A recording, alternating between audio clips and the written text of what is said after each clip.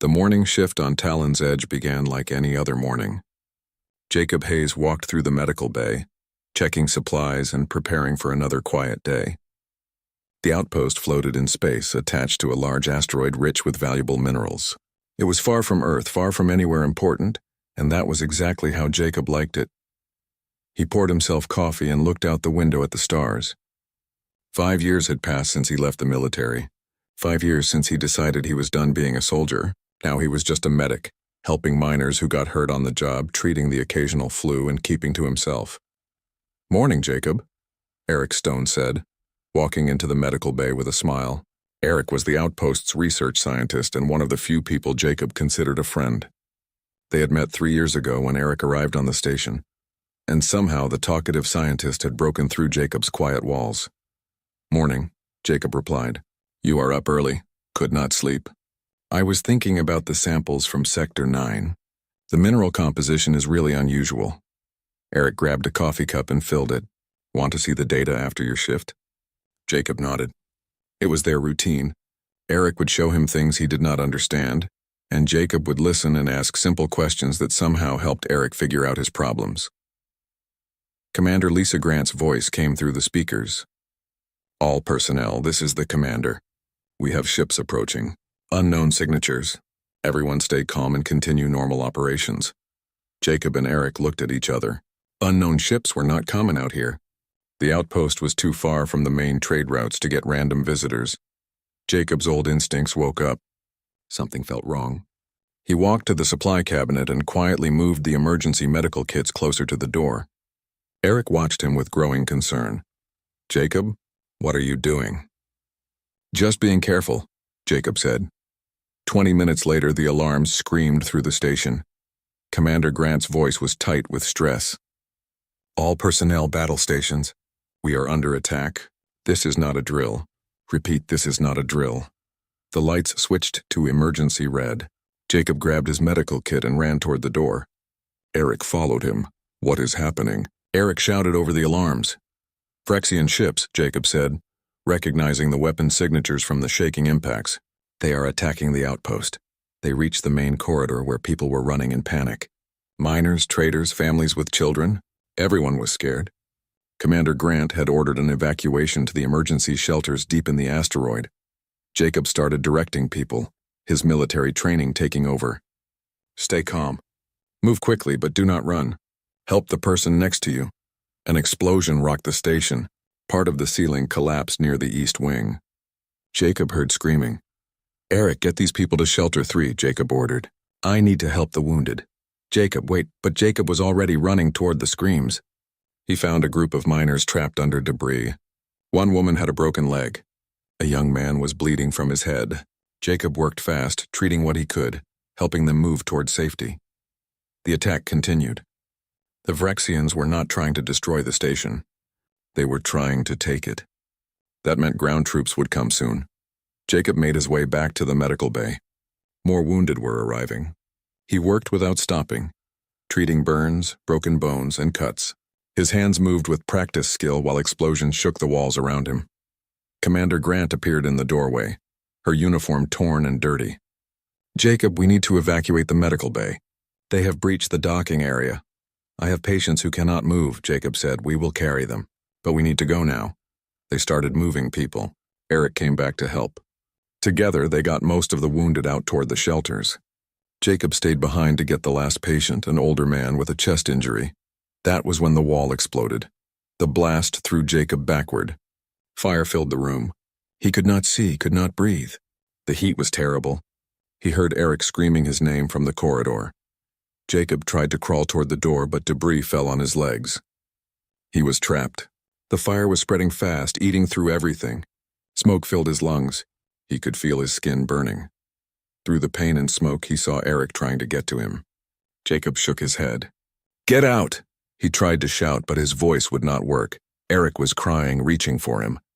Commander Grant grabbed Eric and pulled him back. "We have to seal the door or the fire will spread." "No. Jacob is in there." "He is gone, Eric. I am sorry. We have to save the others." Jacob saw the blast door begin to close. Eric's face was the last thing he saw before the door sealed shut.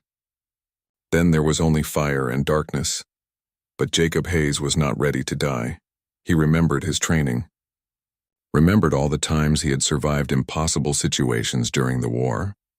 His hand touched something metal. An emergency pod. They installed them in key areas after an accident 2 years ago. Using the last of his strength, Jacob dragged himself toward the pod. His burned hands could barely grip. His legs screamed with pain. But he moved, inch by inch. The fire was everywhere now. He fell into the pod and hit the emergency seal button. The door closed just as flames reached for him. The pod's systems activated. Medical foam sprayed over his burns. Oxygen flowed. Pain medication pumped into his system through automatic needles. Jacob lay in darkness, his body broken and burned. The pod's computer voice told him his injuries were severe. 3rd-degree burns over 30% of his body, smoke damage to his lungs, multiple fractures, blood loss. The computer asked if it should put him in medical sleep.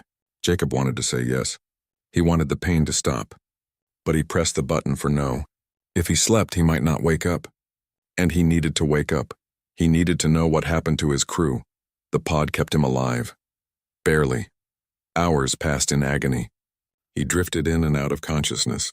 Sometimes he heard sounds outside, voices speaking in the harsh language of the Vrexians. They had taken the outpost, his crew was captured, his friends were prisoners, and everyone thought Jacob Hayes was dead. He lay in the dark pod, burned and broken, and made himself a promise. He would heal. He would get out, and he would make the Vrexians regret the day they attacked his home. The pain was terrible, but Jacob had felt pain before. He had survived worse. He was a human, and humans were good at one thing above all others. They refused to die. 3 days passed in the emergency pod. 3 days of pain and healing. The pod's medical systems worked constantly, keeping Jacob alive, repairing what they could. He rationed the supplies carefully. The water would last another 2 days. The medical gel was almost gone. Jacob forced himself to stay awake as much as possible. Sleep was dangerous. If he slept too deep, he might not wake up. So he lay there, listening to the sounds outside the pod. Vrexian voices. Heavy footsteps. The hum of their equipment. On the 3rd night, the voices moved away. Jacob waited another hour, then opened the pod. The medical bay was destroyed. Burned walls. Broken equipment. Everything covered in black soot. Jacob pulled himself out of the pod, his body screaming with every movement. His burns were healing but still raw. His legs barely supported his weight. He found a broken mirror and looked at his reflection. The right side of his face was scarred from burns. His right eye was clouded but still worked. His hands were wrapped in synthetic skin from the pod. He looked like he had died and come back wrong. Good, he thought. Let them think there are ghosts here. Jacob searched the ruins of the medical bay. Most supplies were destroyed, but he found some things the Vrexians had missed. Pain medication, bandages, a few tools. He also found his old military knife, the one he kept hidden in his desk. The blade was blackened by fire but still sharp. Moving through the station was dangerous. Vrexian soldiers patrolled everywhere. But Jacob knew this outpost better than anyone. He had walked every corridor during his 5 years here. He knew the maintenance tunnels, the air ducts, the spaces between walls where technicians accessed the power systems. He became a ghost, moving through the hidden paths of the station. His first goal was to find out what happened to his crew. He crawled through an air duct until he reached the prisoner area. Looking down through a vent, he saw them. Commander Grant, Eric, Zara Quinn, the young engineer. At least 40 others, all locked in what used to be the cargo bay. Vrexian guards stood at every door. Their commander, a tall alien with dark scales and cold eyes, walked among the prisoners. Jacob heard him speak in heavily accented human language. "You will tell us where the other mineral deposits are," the commander said. "Or you will watch your crew die one by one." Commander Grant stared at him. "The deposits are marked on the public charts. We have nothing to hide." The Vrexian commander hit her. Grant fell but did not cry out. Jacob's hands tightened on his knife. Not yet, he told himself. Wait, plan. He watched the guards change shifts, counted their numbers, noted their weapons and patrol routes. Then he crawled back into the darkness. Over the next 2 days, Jacob became something new. He could not fight them all directly. He was one man, injured and barely able to walk. But he had spent years in the military learning how to fight when outnumbered. How to turn a station's own systems into weapons. He started small. A guard would find his weapon missing when he woke up. Another would get locked in a storage room when the door malfunctioned. Jacob raided their supply caches at night, taking food and equipment. He left the Vrexian bodies where he found them, unconscious but alive. He was not a killer. Not anymore, but he would do what was necessary. Jacob found a workshop in the abandoned section of the station. Here he built his armor from scraps, plates of metal from the walls, padding from old uniforms. It was crude but effective. He also made a mask from a piece of hull plating, bending and shaping it until it looked like a skull. It would hide his scarred face and make him look like something from a nightmare. When he put on the armor and mask for the first time, Jacob looked at his reflection in a piece of broken glass. He did not look human anymore. He looked like death itself. Perfect. The Vrexians called him the Reaper after the first real attack. Jacob had reprogrammed part of the life support system in Section 7. When the Vrexian patrol entered, the oxygen dropped to levels that made humans tired but put Vrexians to sleep. They woke up hours later, stripped of weapons and equipment, locked in their own storage room. The attacks continued. Jacob hit them from the shadows, always moving, never staying in one place. He learned their language by listening to their communications. He learned their fears by watching how they reacted. They were scared. These soldiers had come expecting an easy victory over weak humans. Instead, they were being hunted by something they could not catch or kill. Zara Quinn was in the ventilation system when she first saw him. She was trying to escape, crawling through the ducts when she heard fighting below. Looking down through a vent, she saw a figure in makeshift armor fighting 3 Vrexian soldiers. He moved like water, fast and smooth. He used their size against them, ducking under their swings, striking at weak points in their armor.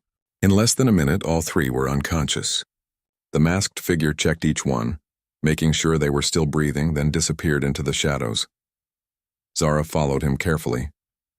She watched him move through the station like a ghost, always staying in the dark places, avoiding cameras and patrols. He went to a hidden workshop and removed his mask. Zara gasped, the scarred face, the burned skin. She knew that face, even damaged.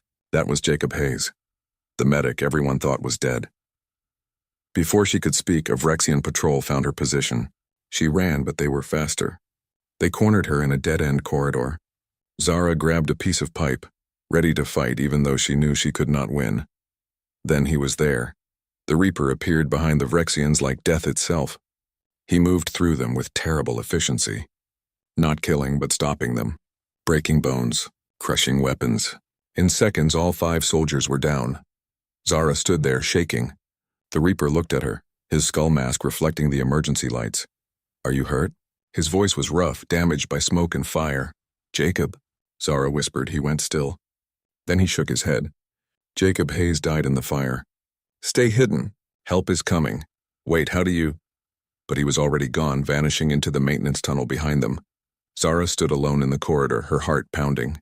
Jacob was alive, and he was fighting back. She made her way back to her hiding spot in the ventilation system. Below, she could hear the Vrexians talking in worried voices. They were scared. Their commander was angry, shouting orders, demanding they find the human who was making fools of them.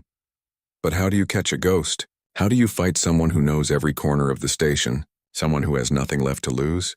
The Vrexians were learning what humans had always known. The most dangerous person in any fight is not the strongest or the fastest. It is the one who refuses to give up. The one who will use anything and everything to protect what matters. Jacob Hayes had died in the fire, but something else had risen from those flames. Something the Vrexians would learn to fear. The Reaper was awake and hunting. Commander Krell was losing patience. 6 days had passed since they took the outpost, and his troops were being made to look like fools. This morning, another 5 soldiers were found unconscious in a locked room. Their weapons were gone, their communications destroyed, and on the wall someone had drawn a simple skull in black ash. "Find him," Krell ordered his second officer, Thawne. "I do not care what it takes. Find this human and bring him to me." Thawne hesitated. "Commander, perhaps we should request backup. This human is not normal. Our soldiers say he moves like a demon, that he appears from nowhere and—" "He is one human," Krell roared. "One injured, half-dead human hiding in the walls. We are Vrexian warriors. We conquered 12 worlds. Are you telling me we cannot catch one small human? No, Commander. But perhaps we should be more careful. Krell turned to face his officer. Careful? I will show you careful. Bring the prisoners to the command center. If this Reaper wants to protect them, let him try. In the ventilation system above the command center, Jacob listened to every word. He had been planning to wait, to gather more weapons and supplies before making a real move. But Krell had changed the game.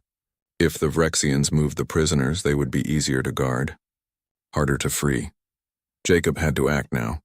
He crawled through the ducts back to his workshop. His body still hurt, but the pain was easier to ignore now. Pain was just information. It told him he was still alive. Still fighting, he checked his weapons. 3 Vrexian rifles taken from unconscious guards, his knife, a few small explosives he had made from mining charges.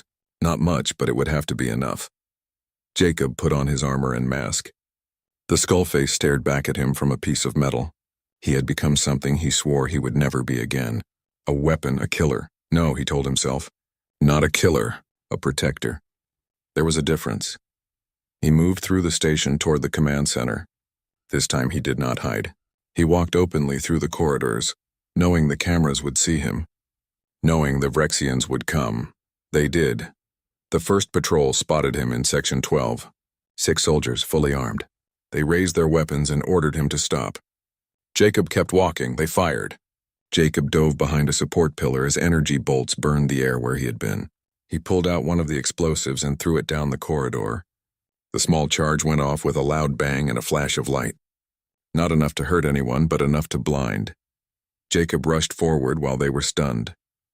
He fought hand to hand using their confusion against them. His military training came back like muscle memory. Strike here, block there, use their weight. In 30 seconds, all 6 were down. Jacob took their weapons and kept moving. More patrols came. Jacob fought through each one, always moving toward the command center. He was not trying to kill. He aimed for legs, arms, and joints. The Vrexians fell, wounded but alive. Let them remember that a human had beaten them. Let them tell stories about the Reaper who walked through their forces like they were nothing. Alarms screamed through the station. Krell's voice came over the speakers. All units converge on Section 9. Kill the human on sight. Jacob smiled behind his mask. Good. Let them all come to him. That meant fewer guards on the prisoners. He reached the armory and planted his remaining explosives. Then he sent a signal using a stolen communicator. The charges went off all at once, destroying the Vrexian weapons stored there. Fire and smoke filled that section of the station. More chaos. More confusion. Jacob ran toward the docking bay where the Vrexian ships were attached to the station. He had studied their ships during his days of hiding. He knew where their weapon systems connected to the station's power grid. Using his knife, Jacob cut through control panels and ripped out power cables. Sparks flew. Systems went dark. The Vrexian ships lost power one by one. Without working ships, the Vrexians were trapped on the station. Just like the humans, Krell was screaming orders now. His careful plan was falling apart. One human had disabled his weapons, crippled his ships, and was fighting through his troops like they were nothing. Jacob made his way to the prisoner bay. Only 4 guards were left. They saw him coming and raised their weapons. Jacob did not slow down. He threw his knife, hitting one guard's weapon and knocking it away. Then he was among them. The fight was quick and brutal. Jacob's body was at its limit, his burn screaming with pain, but he pushed through. When the last guard fell, Jacob grabbed the door controls and opened the prisoner bay. Commander Grant stared at him from inside. Behind her, the other prisoners slowly stood up, hope dawning on their faces. "Who are you?" Grant asked the masked figure. Jacob reached up and pulled off his mask. Grant's eyes went wide. "Jacob, but you were—" "We saw you. I got lucky," Jacob said. His voice was rough and tired. "But we do not have time. Krell is bringing all his troops here. We need to move now." Eric pushed through the crowd of prisoners. When he saw Jacob's scarred face, tears filled his eyes. "Jacob," I thought. "I am so sorry we left you." "You did what you had to do," Jacob said. "You saved the others. Now we finish this together." He handed out the weapons he had taken from the guards. "These are Vrexian guns. Point and shoot. Stay together. Protect each other." Zara stepped forward. "I can help. I know the station systems. I can lock down sections and trap their troops," Jacob nodded. "Do it. Commander Grant, take half the group and head to Emergency Shelter 3. Secure it and wait for my signal. Eric, stay with her. What about you? Grant asked. I'm going to have a talk with Krell, Jacob said, putting his mask back on. It is time to end this. Jacob, there are too many of them. Even you cannot. Watch me. Jacob turned and walked back into the corridor. Behind him, the freed prisoners moved quickly, following Grant's orders. They were scared but determined. They had seen what one human could do when pushed too far. Now they would show the Vrexians what happened when you attacked an entire crew of humans. Krell was waiting in the command center with 20 of his best soldiers. They had sealed the doors and set up defensive positions. They knew the Reaper was coming. Jacob stood outside the sealed command center door. He could use the code Zara gave him to open it, but that would take time. Instead, he walked to a wall panel and ripped it open. Inside were the power conduits for the command center. He pulled out his knife and started cutting wires. The lights inside the command center went dark. Emergency lighting kicked in, casting everything in red. Krell's troops shifted nervously, their weapons pointing at every shadow. Then Jacob's voice came through their communication systems. He had hacked into their network using a stolen command code. Krell, Jacob said, my name is Jacob Hayes. You killed my crew. You took my home. You thought humans were weak. Let me teach you something about my species. He paused. We do not give up. We do not surrender. And we do not forgive. The command center door exploded inward. Through the smoke and fire, a figure walked forward. The skull mask gleamed in the red emergency light. The Reaper had come for their commander, and Krell, for the first time since arriving at Talon's Edge, felt something he had not felt in years. He felt afraid. The fight in the command center was chaos. 20 Vrexian soldiers fired at Jacob as he came through the door. He rolled to the side, using an overturned console as cover. Energy bolts burned through the air where he had been standing. Jacob returned fire with his stolen rifle. He aimed for their weapons, their legs, anything to stop them without killing. But these were elite guards. They were trained and dangerous. He fought his way deeper into the room, using every piece of cover, every shadow. His body was screaming at him to stop, to rest, but he pushed through the pain.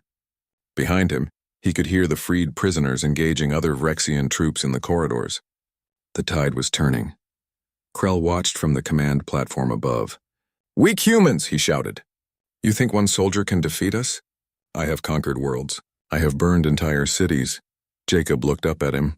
Then you should know better than to trap yourself in a room with no escape.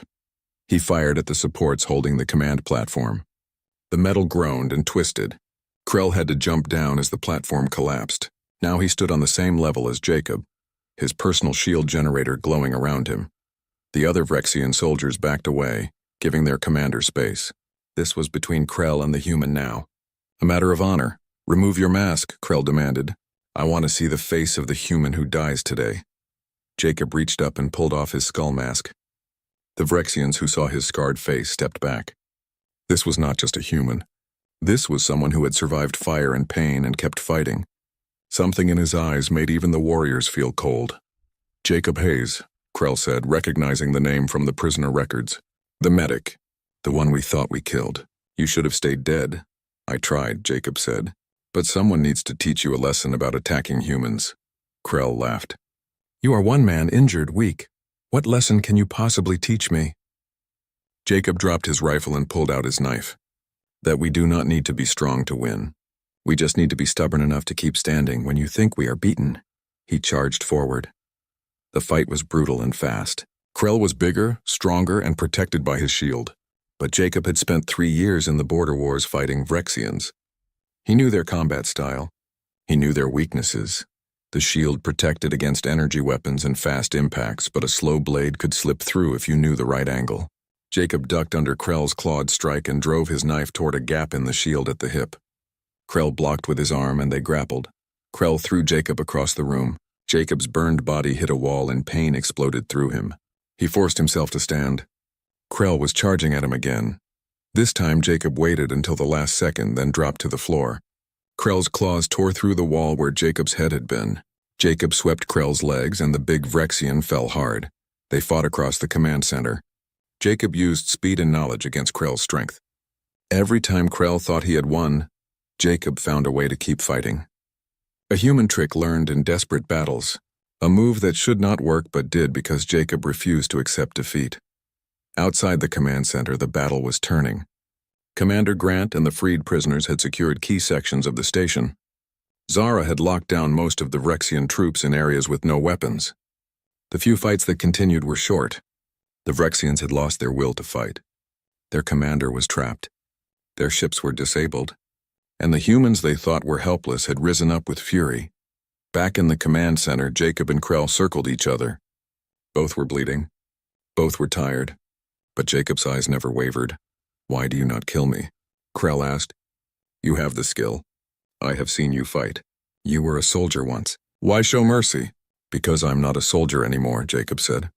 "I am a medic. My job is to save lives, not take them. But if you threaten my crew again, I will forget that promise." Krell rushed forward one last time. Jacob sidestepped and brought his knife down on Krell's shield generator. The device sparked and died. The shield vanished. Jacob put his knife to Krell's throat. "Surrender. Order your troops to stand down, or I will show you what a human does when you take away everything he cares about."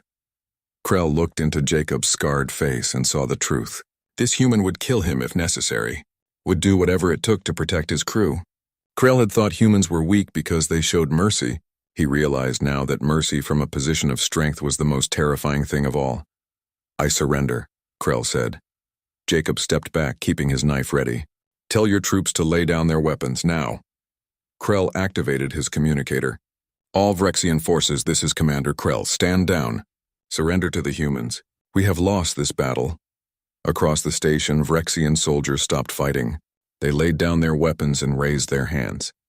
The humans secured them carefully, treating their wounded, giving them water, showing them the mercy that Krell had never shown anyone. Commander Grant entered the command center with armed prisoners behind her. She saw Jacob standing over Krell, saw the exhaustion in his burned face, and smiled. "Well done, Jacob." Jacob swayed on his feet. The adrenaline was fading. All the pain and exhaustion he had been ignoring came crashing back. Eric rushed forward and caught him before he fell. "I got you," Eric said. "You can rest now." "The crew?" Jacob asked. "All safe." "You saved us, Jacob. You saved all of us." Jacob nodded. Then his eyes closed and he finally let the darkness take him. When Jacob woke up, he was in the medical bay. A real medical bay, not a destroyed one. The lights were clean and bright. Medical equipment hummed softly around him. For a moment he thought he had dreamed everything. Then he felt the pain in his burns and knew it was real. Eric sat in a chair beside the bed, reading something on a data pad. When he saw Jacob's eyes open, he smiled. "Welcome back. How long?" Jacob asked. 2 days. "Your body finally gave up. But you are healing." Eric set down his pad. "Commander Grant sent a distress signal before you woke up. A human rescue ship is 3 hours away. We are going home, Jacob." Jacob tried to sit up, but Eric gently pushed him back down. "Not so fast. You have severe burns, multiple fractures, and exhaustion. You need to rest. The Vrexians? Secured and under guard. Krell is in a locked room. The others are cooperating. None of them want to fight anymore." Eric's smile faded. "Jacob, what you did, how did you survive? How did you fight them all?" Jacob looked at the ceiling. "I just kept thinking about all of you. About how you needed help. I could not let them win. I could not let them hurt you. But the pain, the injuries, pain is temporary," Jacob said. "But giving up is forever. I learned that during the war. Humans might not be the strongest or fastest or toughest species in the galaxy, but we are too stubborn to quit. That counts for something." Eric was quiet for a moment. Then he said, "They are calling you a hero. The crew, they want to give you medals and honors." Jacob shook his head. "I am not a hero. I am just a medic who did his job. Protecting people is what I do. Maybe. But you did it in a way no one will forget. There are already stories spreading through the station. The Reaper who rose from fire, the ghost who saved Talon's Edge." Eric paused. "What happens to Jacob Hayes now?" Jacob looked at his scarred hands. The burns would heal. The scars would fade but never disappear. He had become the Reaper because his crew needed him. But the mask was just metal. The real strength had always been inside him. Inside all humans. "Jacob Hayes keeps doing his job," he said finally. "Taking care of people. Making sure they stay safe. And if someone threatens them again..." He looked at Eric. "Then the Reaper will rise again." The human rescue ship arrived exactly 3 hours later. It was a military vessel called the Guardian, commanded by Captain Andrew Pierce. When Pierce and his troops came aboard Talon's Edge, they expected to find devastation and death. Instead, they found the human crew in control, the station secured, and the Rexian forces imprisoned. Commander Grant met Captain Pierce at the docking bay. "Welcome to Talon's Edge, Captain. Thank you for coming." Pierce looked around at the damage, the signs of battle, the organized way the humans had secured everything. "Commander Grant, your distress signal said you were under attack." "What happened here?" "We were attacked by Rexian forces," Grant explained. "They took control of the station and imprisoned us. But we had help. One of our crew refused to give up." "One person did all this?" Pierce asked, not believing. "You will have to see it to believe it, sir." Grant took Pierce and his officers through the station, showing them the battle damage, explaining the events. She told them about Jacob Hayes, the medic who was supposed to be dead. About how he survived and fought back, becoming something the Rexians learned to fear. They reached the medical bay where Jacob was recovering. He was sitting up in bed now, his burns bandaged, looking tired but alive. When he saw the military officers enter, he tried to stand at attention. Pierce waved him down. "At ease, Hayes. I am Captain Pierce. Commander Grant has been telling me a very interesting story.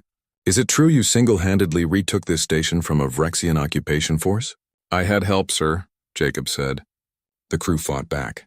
I just started things." "He is being modest," Eric said from his chair. Jacob spent a week fighting through Rexian troops, sabotaging their equipment and freeing prisoners. He disabled their ships and defeated their commander in single combat, all while recovering from injuries that should have killed him. Pierce studied Jacob's scarred face. "You have military training. I can see it in how you move, how you talk. What unit were you with?" Jacob hesitated. "Nightwalkers, sir. Border Wars. I left 5 years ago." Pierce's eyes widened. The Nightwalkers were legendary. Elite reconnaissance soldiers who operated alone behind enemy lines. They were ghosts, shadows. The ones you sent when a mission was impossible. Jacob Hayes had been one of them. "Why did you leave?" Pierce asked. "I was tired of war, sir. Tired of being a weapon. I wanted to help people, not hurt them. But you came back when your crew needed you." Jacob nodded. "They are my family. I would do anything to protect them." Pierce was quiet for a moment. Then he smiled. "The galaxy needs more people like you. Hayes, we are going to recommend you for the Star of Valor. What you did here will be studied in military academies for years." "I do not want medals, sir," Jacob said. "I just want my crew to be safe. They are safe because of you. That matters." Over the next few days, the station was repaired. Human reinforcements arrived to help. The Rexian prisoners were loaded onto ships and sent to a neutral station for processing. Krell would face trial for his attack on the outpost. Before he left, Krell asked to speak with Jacob one last time. They met in the secured conference room, guards on both sides. Krell looked smaller now, defeated. His pride was gone, replaced by something that looked almost like respect. "I wanted to say something before I go," Krell said. "I underestimated humans. We all did. We thought because you were smaller, weaker, that you would break easily. I was wrong. You made the mistake of thinking strength is only physical," Jacob said. "Humans are strong in different ways. We protect each other. We refuse to give up. And we remember. Remember what? That even when we are beaten down, burned, and left for dead, we can still rise again. That is what makes us dangerous. Not our weapons or our ships.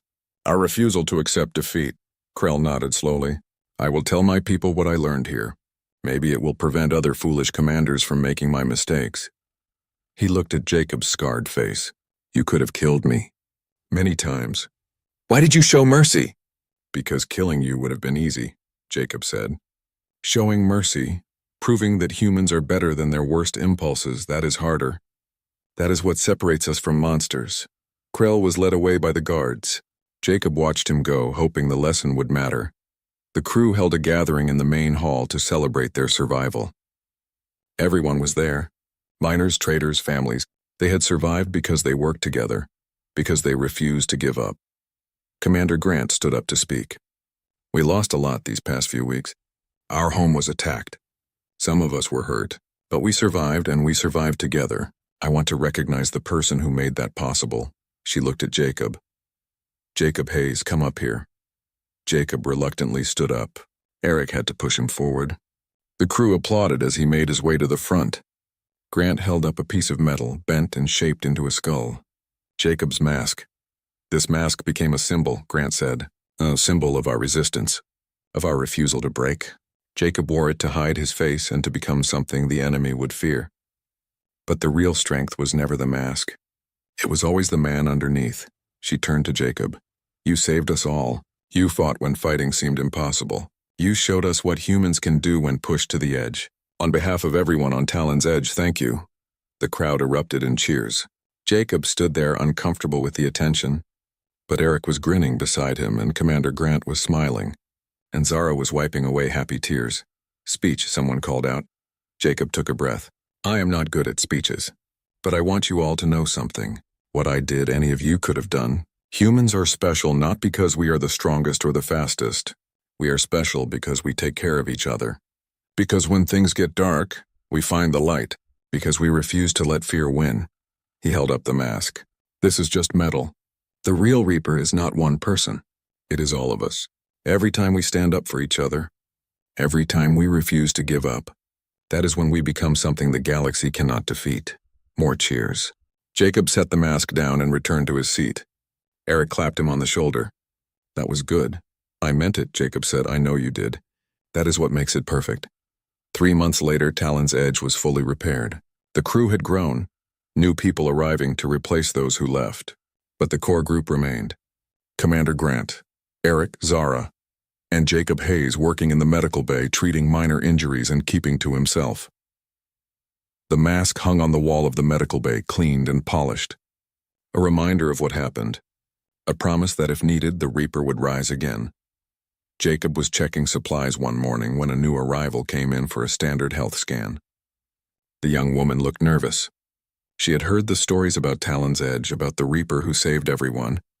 Are you really him? She asked. The Reaper? Jacob looked at the mask on the wall, then back at her. I am Jacob Hayes. I am a medic. That is what matters. But if something bad happened again, would you? If my crew needed me, I would do whatever it took to keep them safe. Jacob said simply. That is what humans do.